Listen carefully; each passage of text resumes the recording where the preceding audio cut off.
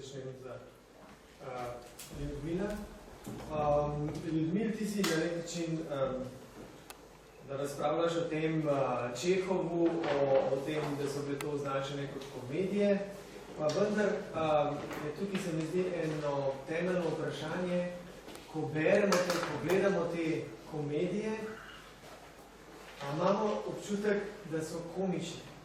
Vendar ne tukaj prevladujoča neka občutek melanholije, tragičnosti. Kakšno je pravzaprav tvoje mišljenje o tem? Da se ga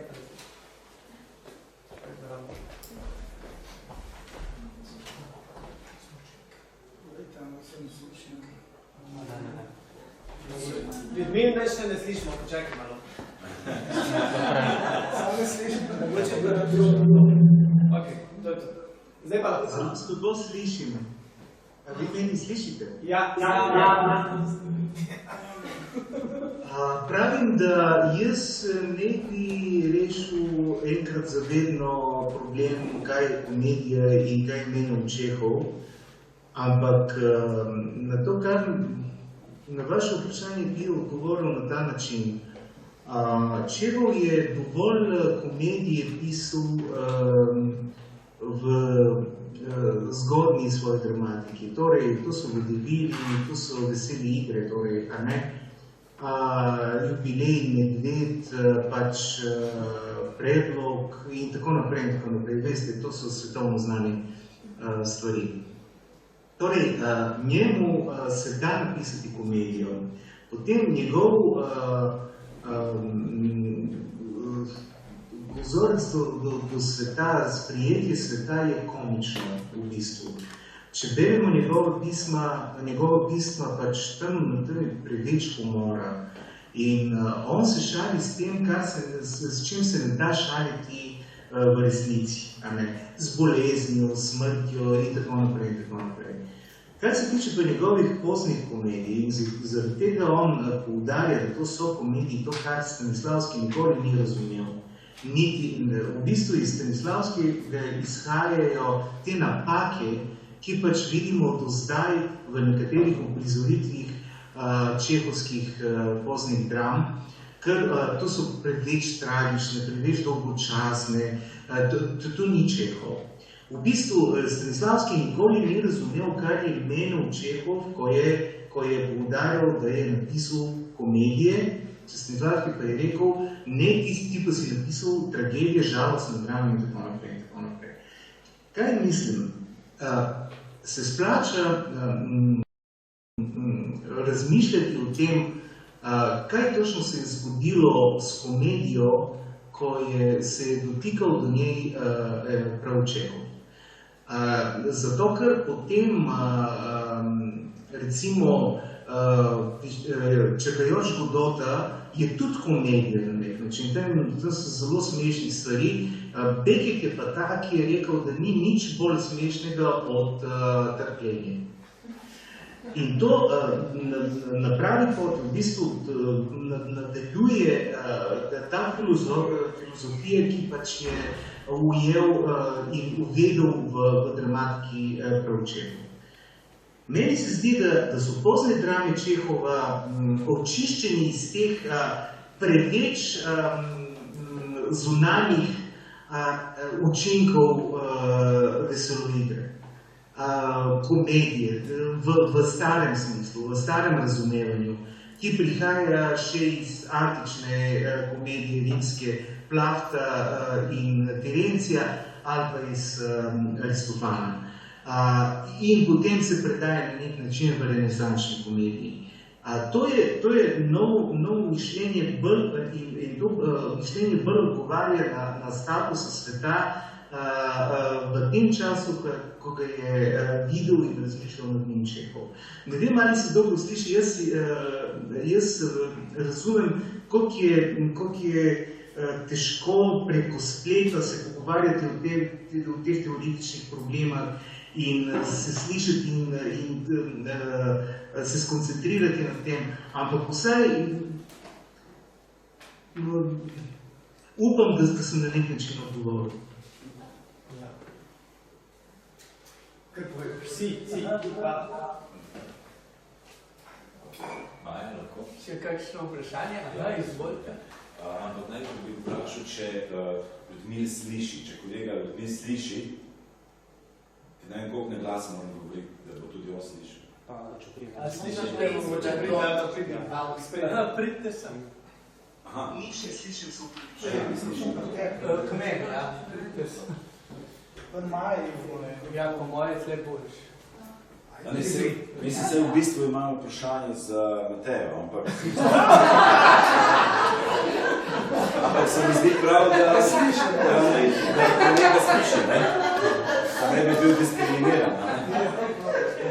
Vidite, najbolj resne stvari so vedno najbolj smešne, ne? Ljudmil, zdaj slišite? Dobar dan, Aldo je moje ime. Jaz imam v bistvu vprašanje za kolegico Matejo, ampak se mi zdi pomembno, da tudi vi slišite. Mogoče vas bom tudi mimo glede še vas kaj vprašal, komentiral. Velja? Pomembno je, da slišite. Jaz sem v bistvu se hotel, to mi je zdaj ključno pomembno vprašanje, veliko vprašanje, ampak to bi pa res hotel zastaviti, mogoče pa tudi še ostalim kaj, ne. Do tebe ne bom prišel več. Žal, ne. Mateja. Drugič, ne, se bom dal prednost ostalim, ne, ki bi pa se lahko pogovarjal vsakaj. Torej, Mateja, mene tukaj ena stvar, zanima me tvoje mnenje o tej zadevi, ki se mi zdi, da je precej nekako, mi se je bila skozi aktualna v slovenskem gledališču, ampak se mi zdi, da te prakse v našem gledališču sodobnem pravzaprav preveč, če mene vprašaš, ne, to neko pretiravanje, s tem preoblačenjem, se pravi cross-dressingom, kjer se mi zdi, da ne bom imenoval avtorjev, pustimo, ne, mislite si, naj vsak misli zase, koga imamo v mislih, ampak se mi zdi, da ti ustvarjalci, ne, v sodobnem slovenskem gledališču, ki uporabljajo cross-dressing, ne, da dejansko so v območju nekega stereotipa, neke tipične predpostavke, da je moški, ki je oblečen v žensko, ali pa naj bi uporabljal neke kao tipične ženske geste, manire, karkoli, da je komičen in, kar je zelo zanimivo, naj bi bil kot tak komičen, medtem ko, recimo, ženska oblečena v moškega, ni komična, naj ne bi bila. Pazite, operiramo stereotipi. Jaz govorim zdaj o stereotipni govorici, ne? In se mi zdi, da se to v slovenskem gledališču reproducira. Da se ta ideološka predpostavka meni nič ne bi nič kar reproducira, da se ne problematizira. V tem smislu, sicer osebno se imam za dost tako liberalnega, ne, tako, da ne rečem zelo naprednega, bog ne daj, ne, ker bi to bilo že malo prevozitno, ne, ampak tukaj se mi zdi, da smo res kot teni vrtni palčki v primerjavi z onimi starimi klasiki. Če vzamemo antični čas ali pa recimo renesančni čas elizabetinskega gledališča, naprimer, ne, šekspirijanskega in podobno, kaj vidimo? Vidimo neko situacijo, ker gre za neko kao prepoved, ne, konvencija, ženske ne smejo na oder, ne, samo moški smejo, to je totalno iz naše perspektive, kako se reče to, diskriminatorno, mi bi rekli celo politično nekorektno in tako naprej, skratka navadna družbena ideološka svinjarija. Ne. Ženske ne smejo nastopati. Zakaj? Neki ne smejo, ne. Ampak, poglejte, kaj to proizvede? In to, jaz obožujem kontradikcije in ta kontradikcija je meni fenomenalna. Kaj to proizvede? Proizvede to, da zravno zaradi te prepovedi se ustvari neka neverjetna večslojnost, ne, kompleksnost, ki se zgubi v tem zdaj, če gremo v naš sodobni teater, se popolnoma zgubi. Skozi to, kar sem prej omenil, skozi to stereotipizacijo. Kaj imamo v mislih? Imamo v mislih to, da, recimo, mislim, da je Lada to omenila v svojem odličnem, čestitam Lada, plenarnem predavanju danes zjutraj, mislim, da so bila ti, da imamo, recimo, pri Shakespearju, mislim, imamo tudi že pri Aristofanu, ampak v antiki, ampak vzajemo Shakespearja, imamo primer crossdressinga, recimo Beneški trgovec, zelo tipično, pri čemer, kaj je zanimivo? Zanimivo je to, da seveda v elizabetinskem teatru ravno tako moški interpretirajo ženske like, tako kot v antiki.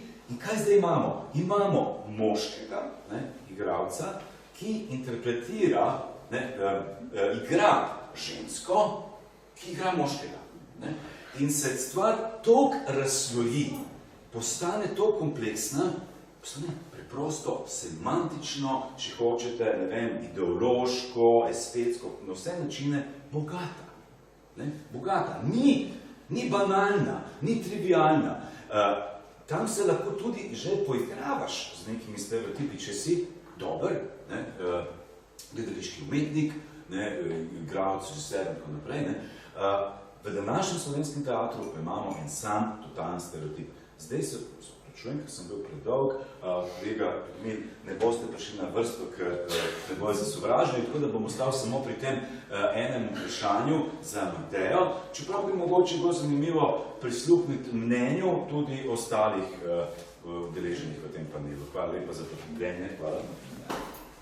Najlepša hvala. Jaz mislim, da to tvoje vprašanje vsebovalo že tudi odgovora. Tako da sprav veliko tukaj nimam dodati, ker se strinjam s tabo. Najbolj se ne strinjaš, bo ne moram. Ampak jaz zato v komedijah, ki sem jih jaz izbrala, ni preoblačenja.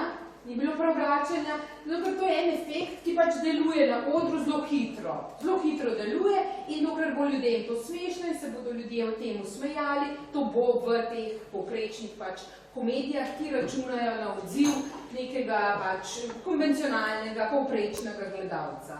Jaz mislim, da je to samo zato in da nima nobene dan danes to neke višje funkcije, ne vem kakšnega sporočila. Pač prideš na oder, imaš premajhno obleko, preveliko, presvetlo, pretemno in to deluje komično. Ampak meni se zdi to res zelo, zelo preprost učinek, ta najbolj bazični učinek, ki je seveda danes povsem drugačen, kot je bil v času Shakespearea, Aristofana ali kaj takega. Jaz sem vsem nekaj zanimivo vprašanje zelo, ampak zdaj sem spomnil se na Miljana Jesika, spolni stroj, igralcev niste določena. To pomeni, da je ta komedija njegova paratraktična in da problematizira seksizem. Se pravi, zelo radikalno ga problematizira. Res je pa do zadnjem času ta cross-dressinga, oziroma ne bomo najti zelo dobrih primerov v slovenskem gledališču, čeprav imamo v angleškem gledališču to skupino izjemno, Malcolm McDonald, Chick Bajol, ki je Shakespearea ponovno prizarja ravno skozi to logiko, ki so prej razlagal. Verjetno bi pa znotraj slovenske dramatike tudi našlo vseeno neko malo bolj kompleksno uporabo cross-dressinga, to verjetno, ali pa sploh tematizacija spola pri Simoni Semenič pri dramatiki zelo veliko v gledališču, pa mogoče manj. Ampak vem, na kateri avtorje si ti mislil s tem, ki jih ne bomo imenovali. Ja. Moj odgovor se je na to nanašal. Ja, ampak nekaj zanimivih primerov je bilo, za katerih se pa govorijo so seksistični, tudi za istega avtorja, o katerem si ti govoril. Zlodej, zanimivo je bila Janja Majzer v vlogi zlodej, ste gledali. Ampak tam je zanimivo, kako je v bistvu uporabil oba primera. Mogoče malo seksistično, ampak mislim, da tam niti ne, ker tudi se drvok predstavlja. Je pa postavljeno vprašanje, zakaj ženska, mislim, igralka, ki super igra tega zlodeja, kot da bi igrala Hamleta, bi lahko tudi igrala, tako kot so pač zelo veliko, ker ženske igralke velike igrala Hamleta, na kakšen način ona igra tega zlodeja. Hkrati so pa seveda vsi šekspirjanci moški. Tako da tam bi bil kar zanimiv primer, ampak lahko bi to veliko bolj izdelal, če bi kakšen režiser. Druge so pa še manj. Pa še nek žanr, mogoče so nove boleske, ki zelo se mi zdi, da na zelo adekvaten način, ki pa pri Maji dela, ki njeni skupini, v bistvu cross-dressing je tam uporabljen na nekem čist drugem nivoju. Veliko bolj zanimivo kot v repertoarnih gledališčih. Kar je pa že v ameriški novi burleski, v New Yorku kot subverzivnemu žanru. Tam se mi zdi mogoče najbolj zanimiv ta cross-dressing, najbolj kompleksen. Če ne bi neki pripomb, se javlja že za nekaj časa. Izvolite.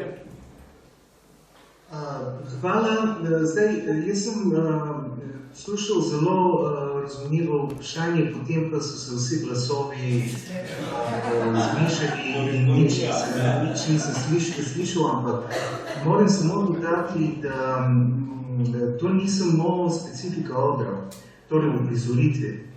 To je tudi vloženo v dramatiki renesanse in recimo, če vzamemo Shakespearea, kako ste rekel, tam v 12. noč sta dvojička, Sebastian in Viola, in sta razdeljena in Viola je ves čas v bistvu večji del dejstva dejanja obličena kot moški.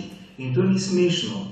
Celo se ena tam junakinja zaljublja, ko misli, da je ona moški, in potem, ko pride Sebastian, veste, naj ne pripovedujem banalne stvari. V Mandragori pa Machiavellija, tam imamo točno nasprotno situacijo, tam se moški oblači kot ženska in to je popolnoma smešno. Torej, ena stvar je en visok pristop, druga stvar pa, če se oprostite, moški obleče kot žensko, je travestija. In travestija vedno povzroča smešni učinek. Res je pa, da v sodobnem gledališču ženske napredujejo. In to je politično korektno, se mi zdi.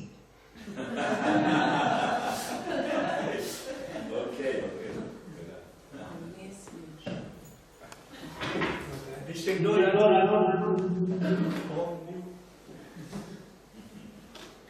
Jaz imam še eno vprašanje. Mislim, da en odgovor na to tudi jutr, en referat je, ko o tem govori, ampak meni se zelo so vsi trije govorniki, ki so uporabljali izraz metagledališko, bolj ali manj. A je nekaj temeljno komičnega v metagledališkem? Zdaj, jaz ne poznam tistega, ki govori jutr, komaj čakam na tisti referat, ampak me zanima, kaj vsi trije mislite o tem. A ste me slišali v Bolgariji? Ne. Če je zadnjo vprašanje, nič nisem slišal. A grem bliže še enkrat, ja. Bom ponovil vprašanje. Vsi trije govorci ste govorili o metagledališkem. Mene zanima, če je kaj temeljno komičnega v sami ideji gledališča v gledališču. Pa me zanima, kaj vsi trije pravite. Ker se spreminja kontekst in se gledališče spreminja z njim in zaradi tega je začasno umetnost gledališče. V bistvu zdaj ne moremo rekonstruirati točno, kako je izgledalo. To so samo, kako bi rekel, to so samo ideje, kako točno je izgledalo gledališče v antičnem času, v Shakespearovem času in tako naprej. Ampak takrat je bilo popolnoma jasno in sprejemljivo. Če danes vidimo, da vsi moški, zdaj eksperimenti se delajo, ampak to so pravzaprav izjeme, ne pa trend, ne pa tako osnovno linijo v gledališču. Recimo, spet danes v bistvu vidimo vse. In si izberemo, kaj nas ustreza in kaj ne, to pa ne pomeni, da se na ta način gledališče razvije. To so neki repliki iz nekdanjosti, tako kakor si jih predstavljamo. Ne pa da, in hvala Bogu, in to je prednost gledališča danes. Zaradi tega, ker ne samo George Steiner je povzročal smrt tragedije. Smrt gledališča je povzročal Peter Brook, recimo, mimetične gledališča. Ali pa, ko se je pojavila televizija in tako naprej. In multimedija danes. Gledališče pa je živo in zdravo. Hvala Bogu. In ne oni, ne televizija ujema vase gledališče, gledališče pa lahko razpne na zaslonu nekaj in pokaže multimedijo na odru in tako naprej in tako naprej. To bi rekel. Moj odgovor bi, da medije gledališče se seveda pojavlja tudi v komedijah, ampak ni samo seveda stara komedija. Je pa zelo prisotna v sodobni komediji. Če vzamemo to komedijo, oziroma komedijo Igor, Jere, Ivanski, Kožine so Punce in pol, ki je zelo meta gledališka, je tudi zelo komična. Pa še pri Simoni Semenič bomo tudi našli take stvari. Pri Emilu Filipčiču, pri Emilu Filipčiču, ne gre sem za meta gledališko, sem pa gre za neko drugačnost. Ni pa samo po sebi, po mojem, ni zgolj stvar komičnega. Tako bi jaz rekel. Kaj si ti misliš? Kaj si ti misliš? Jaz v svoj prispevek bi sigurno mogla še umestiti, se mi zdi zelo dobro, da v slovenskem prostoru zdaj tudi ženske pišejo komedije, se sicer nismo imeli Miro Mihelič tudi že v 60-ih letih, ampak se mi zdi, da prinašajo torej ne samo zdaj nek pogled na spol, na seksizem, na odnose med spoli, ampak tudi neke te novo strukturo komedije, ki je bolj moderna, že to, kar je Tomaž razlagal v te tekste, in pa seveda tako besedilo Jere Ivans, Punce in pol Punce, ki je postavljeno v gledališče, ki je v tem smislu metagledališko, kjer pač nastopajo igralke, ki pač govorijo. Ta tekst je res dober in tega bi jaz mogla vključiti tudi v svoj prispevek, ampak enostavno vse ne gre, nekje moraš potegniti črto. Tudi se mi zdi, da ravno skozi te neke nove žanre, ki seveda izhajajo iz komedije, ampak jo revitalizirajo, se poigravajo s principi komičnega, ampak ustvarjajo neka nova drugačna besedila. Hvala.